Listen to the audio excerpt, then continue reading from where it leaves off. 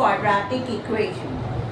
For solving this quadratic equations, we have three methods: factorization, formula method, and completing the square method. Factorization method you have already learned in class 9. Splitting the middle term method.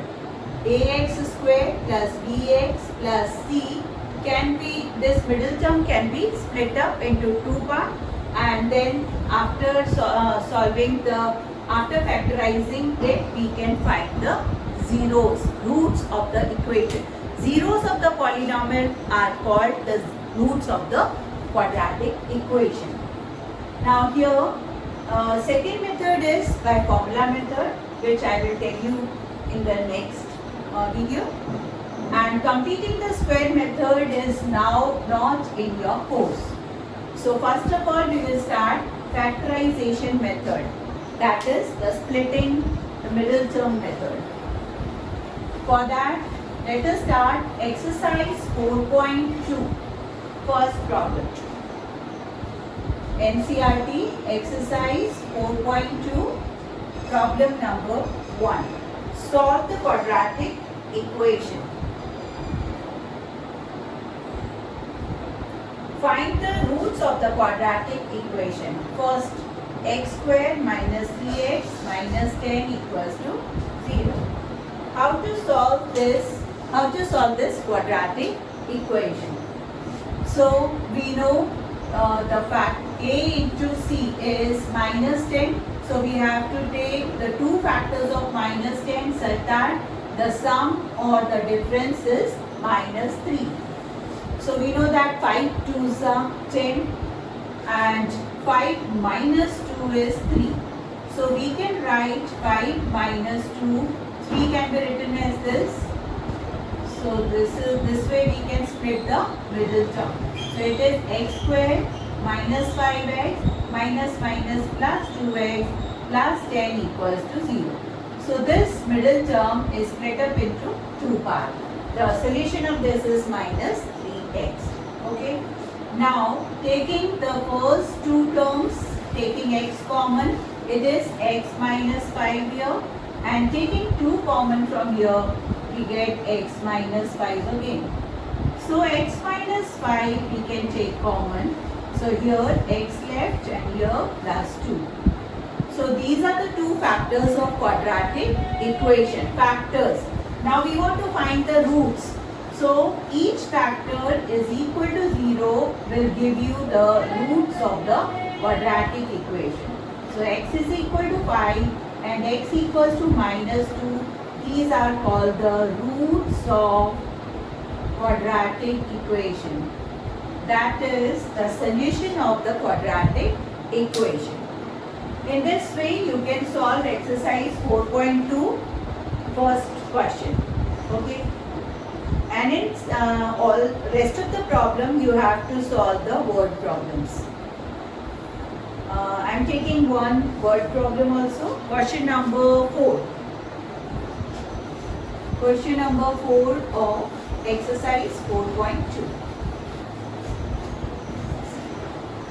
Question number 4. Find the consecutive positive integers.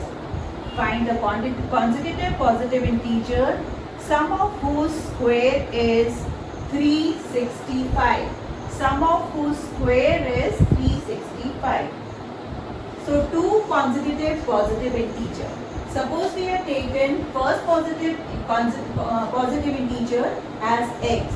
So next positive integer will be x plus 1. Okay. So these are the two consecutive positive integer.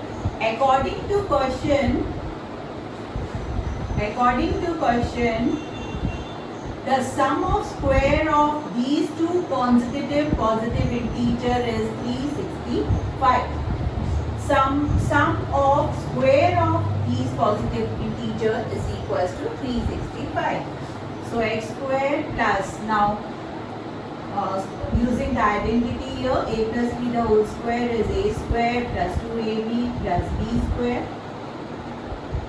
So x square plus x square is 2x square, 2x plus 1 minus 365 equals to 0.